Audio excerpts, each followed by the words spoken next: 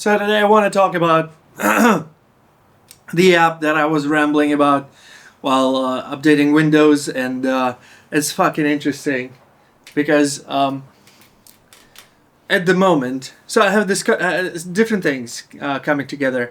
I had this conversation with a designer that I worked with for a long time and a couple of companies, and he's amazing and brilliant. And he's into like improving design systems and how people design things and technicalities of the design process. I love him, and he now using AI for like to just get stuff done, the stuff that he wanted to build, like everything design systems related, and describing them, and so on and so forth. And it helps him like to build a product, build a design system, build the documentation when he feels like it and how he feels like it, and he sees the outcome, and he's very happy with the result, the things that he's doing.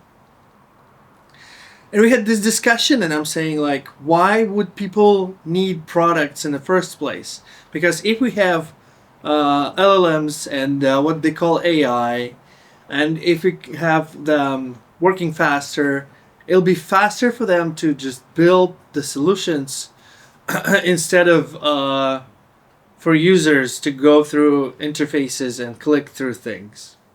Because every time a person sees that they can skip the whole shebang, don't do things, and just get to the point, they will use LLMs. So I'm using them for search, for like analyzing lots of outcomes from like results from different pages, suggesting like criticizing things that I create, cross-referencing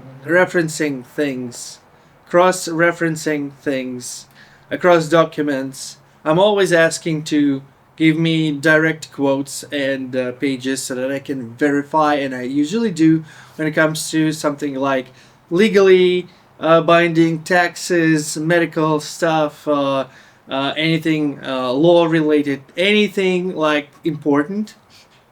I go through this. So I don't want to go to the website. I don't want to click through the UI.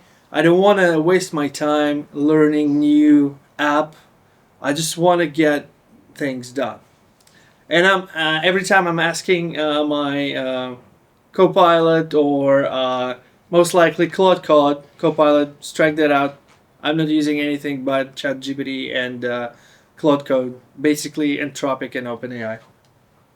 So I just don't want to waste my time learning new app. But sometimes apps are really useful and comforting, and where there's still a human in the middle, and we have to work with people, we still will need some shortcuts or things that help us to get there faster. And I've built an app that I was testing on my Windows computer. This is Linux right now. It's Linux, by the way. So anyway, so my point is that sometimes we still need apps, and I was using Claude AI to build an app that will extract some data, recognize some text, transform it into a certain format, and return a password protected PDF that some people can send to their clients. And they're doing it in bulk at different times from different sources, and these sources are not easily automated, because they're like, say you have different doctors using different systems, sending files in different formats, reports in different formats. And yes, you can use a computer to transform them automatically. That's fine, absolutely.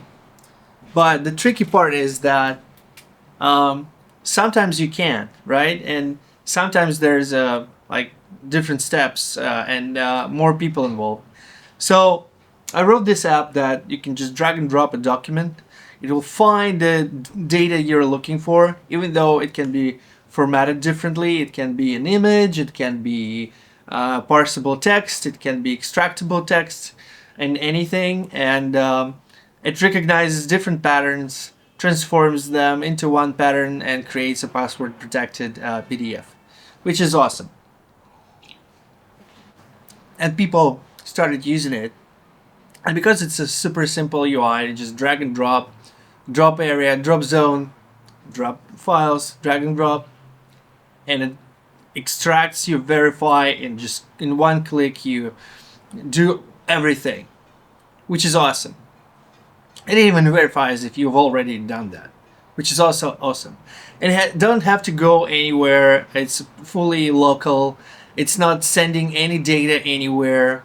And to do that, I asked LLM for a very specific thing. I knew the libraries that can do it. I knew that I will be using it on different platforms. I knew how I wanted the UI to look like, but I didn't have to go through like explaining or drawing it, right? Because it's a super simple app. And I did that within like a couple hours. And I don't want to say like, oh, took me 30 minutes to write an app. It's not. It's not that magical, because even though I wrote it pretty quickly, it was pretty fast. I had to test it, and rebooting into Windows took me about an hour. And I include that hour for testing. And after I tested it, I decided to update it in a couple of ways. And once I updated it in a couple of ways, I started observing how people are actually using it. And there was an issue that I had to recompile it to Intel Mac, because different people use different operating systems, different processors, types of processors, and I had to support. At some point, I had to start supporting 3 versions, and compiling and distributing and renaming and documentation and GitHub and all that stuff. Even though Claude Code did all that, right? It still requires testing and reviewing. And the point of this whole diatribe is that I knew exactly what kind of libraries I wanted to use, how they work, what to expect from them, that I don't want to use AI to process any documents, because they have private data, personal data, and I don't want it to be sent anywhere, right? I don't want, but there are tools that can do it like this super quickly. If you know the tools, you know how to use them, right? So I'm super happy that at some point in my life, I've read a lot of books on different libraries, different types of research, like geographic data, computer vision, body of text, right, corpus, like natural language processing, all these kind of things, algorithms, different kinds of algorithms, data structures. And I was reading any book on any kind of library, any kind of utility I could find. When I started learning Python, I brute forced every book, but it was not about learning from them and learning how to use this data right away. It was about knowing that when I need something related, that is related to that task, my brain will find a way, because I know the solution is there, and I will be using these like Lego bricks to build a vehicle I wanted. So this is something I wanted to highlight, that you don't want to over rely on large language models for everything, because it's stupid and it's a lot of compute. But we have amazing tools already that we can use whenever we want, and they are amazing. And just by knowing the tool, and the tool set, or what can you use, like knowing all the types of Lego bricks or most of them. You can imagine things and build with them. And this is where, for me, large language models work perfect because they eliminate at the moment anything that I was struggling with, right? Like you have to do a lot of boilerplate, you have to design things, you have to think a lot of things through. Now you're just saying like, I want to glue these things together. They should work like this, and let's discuss the plan. We write a plan, we start working. For simple, tiny little tools like that, that have like specific function, that's an amazing thing. And you can turn it into an API. You just send it, and it gives you back the file, or just do simple things. This is amazing because it has clear beginning, end of the process, and the verifiable outcome. And on the scale of the problem, the scale of business, how many times people have to do it, it's a good thing. This is a good tool. But once you start building something bigger, where there's a lot of moving pieces, when you have to do lots of different types of testing, like integration testing, unit testing. Unit testing is fine, but integration testing, different case studies, like different use cases and stuff like that, it's terrible. It's losing a lot of context. And even though a friend of mine, he taught me how to. A friend of mine, he taught me how to pass a lot of data about the project, the structure, and the code into Claude, so that it won't lose a lot of tokens, like exploring the code base.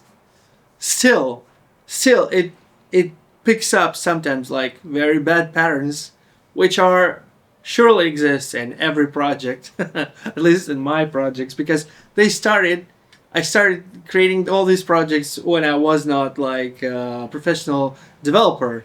Even though I've been coding for more than 5 years now, I'm still getting back to projects that I started like 3 or 4 years ago, and I see how wrong I was by writing them. But they're still there. They're still working. People still using them, and there's no way I want to recreate like bad patterns again. And so it's tricky for me at this moment. It is tricky to consider like, yeah, they can support bigger projects.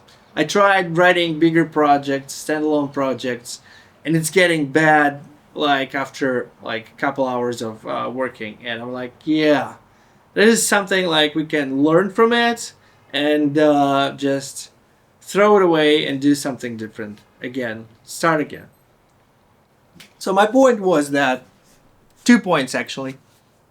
First one is that read as many books or learn as many tools or about tools as much as you can. The deeper, the better. And at this moment in time, it's February 2026, we can create awesome little tools with programs like Claude Code with their assistance. It's going to be awesome. It is already awesome, so it's cool. The second thing is that I don't see why people will be using like software as a service or some big products or projects if they can be easily replaced by one interface. Like I was looking for my phone, so when you're just saying into your phone, like, I need this information, I need this outcome, I need this outcome, and then tell me everything and I will verify, let's do it. And this is gonna happen. And especially these days, what we see is that there's OpenClaw, that used to be Moldbot, used to be ClaudeBot, is taking over, and people are like enjoying it for real. And I saw how it works first-handed. It's impressive, and it's funny, and it's interesting, and yes, it's very dangerous to use it right now, but it's still awesome. And I think I think a lot of things are going to happen in that direction, especially if people will find a way to embed these models into hardware, like turn them into a chip, and if you will be able to run them faster locally, that'll be a game changer, like huge game changer, and updating them, and there's going to be a lot of new things that are going to happen. Personal assistants will be better than ever, and form factor will be like a phone or something. So I don't see why. I mean, it's not going to happen in the next like couple of months for sure. Maybe wide adoption will is going to happen within a couple of years from now. People will find a way because everything is being developed so quickly, rapidly, swiftly. But it's going to happen, and building design systems. I don't know, man. I don't know. It's becoming craft, and it's not an industrial thing anymore. And I'm not sure if well, we'll see, basically, but I'm not sure if the apps as we know them will continue working or existing unless they'll be very functional, like API or data driven. Basically, they will have data, verified data, or the unique sources of data, like, I don't know, some detector on the moon that sends signals, and people rely on that, right? And you just want that information for some reason, and you can sell access to that information. um, so that's the thing, right? And this will become ubiquitous, and this is a lot of fun. And I mean, I'm impressed and happy about this, but I'm not sure the complex apps and that they will keep on I don't know, existing for a long time coming in a long run. I don't know. Anyway, that's my rant. I'm testing new battery for my setup, and like simplifying everything I have, and it's gonna be a lot of fun.